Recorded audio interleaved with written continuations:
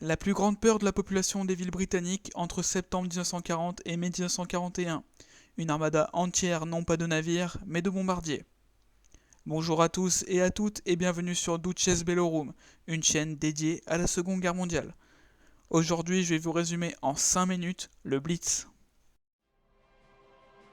Depuis juillet 1940, la bataille d'Angleterre opposant la Luftwaffe à la Royal Air Force fait rage.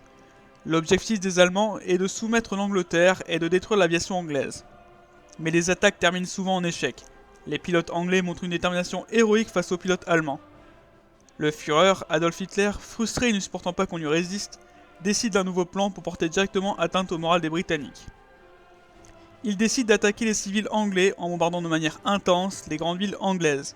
Il pensait que cette tactique lui permettra d'affaiblir sévèrement la Grande-Bretagne et de pouvoir déclencher l'opération Sea Love, opération consistant à envahir l'Angleterre par la mer et les airs. Le 7 septembre 1940, Hitler fait mettre son plan à exécution. Ce sont 364 bombardiers, HE-111 Junkers 88 et Stuka, escortés par 515 chasseurs, principalement des Messerschmitt Bf 109, qui bombardent Londres de 17h à 4h30. Le premier bombardement était situé sur des quartiers avec une forte densité, faisant 430 morts et 1137 blessés graves. Ces attaques successives se poursuivirent jusqu'au 15 septembre. La plus grande vague comptait 650 bombardiers.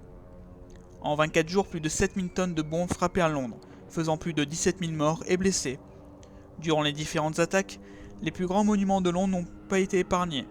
Le palais de Buckingham, la cathédrale Saint-Paul et la Chambre des communes sont touchés. Les pertes allemandes étaient importantes. Les bombardiers étaient d'immenses forteresses volantes. Ils étaient particulièrement lents, ce qui aida les DCA britanniques à les abattre. Les chasseurs accompagnant les bombardiers étaient obligés de les abandonner à cause de leur faible autonomie, laissant les bombardiers sans protection face aux terribles chasseurs Spitfire anglais. Vu le nombre important d'avions abattus, le maréchal Göring décide de faire des attaques de nuit, pensant que les avions allemands seront moins vulnérables.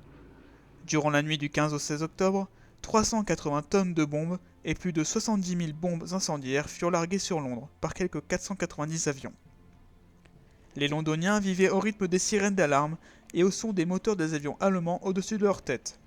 Mais l'état-major allemand a voulu s'attaquer à d'autres villes que Londres. Les Allemands sont allés jusqu'à bombarder la ville de Belfast, en Irlande du Nord. Le 15 avril 1941, une escadrille de 220 bombardiers HE-111 et DO-17 bombarde les chantiers navals où la Royal Navy construit et entretient ses navires de guerre. Après le raid, le seul navire inutilisable était un remorqueur. Mais une dizaine de navires plus importants furent lourdement endommagés.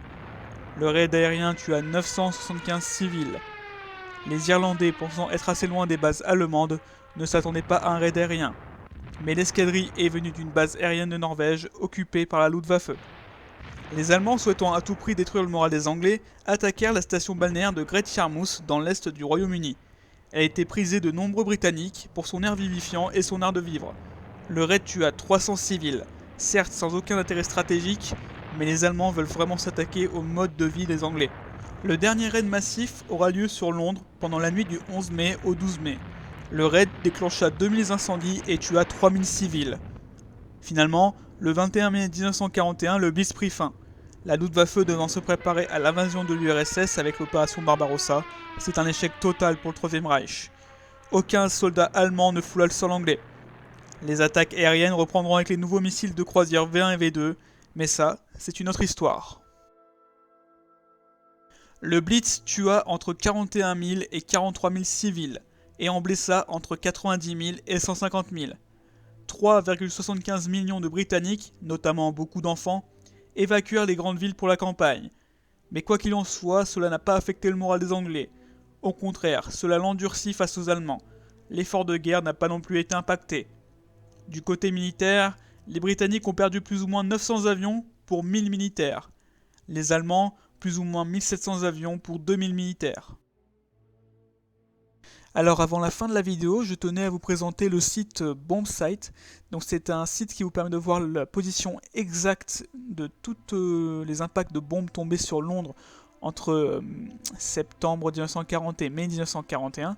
Donc c'est très intéressant à voir, en plus c'est accompagné de photos des zones bombardées. Donc pour celui ou celle que cela intéresse, je mettrai le lien dans la description. Donc moi je vous conseille vivement d'y aller, moi j'ai bien aimé ce site, c'est vraiment... On n'a pas l'habitude de voir ce genre de site, donc je vous le conseille vivement. Et voilà, j'espère que la vidéo vous a plu, n'hésitez pas à vous abonner, à mettre un pouce bleu ainsi qu'un commentaire, cela m'encourage beaucoup. Je suis vraiment content que mes vidéos vous plaisent, donc c'est pour ça que je vais continuer, car c'est vraiment un fait encourageant, en tout cas, tout ce que vous me dites, c'est vraiment super sympa. Donc je vous dis à bientôt pour la prochaine vidéo.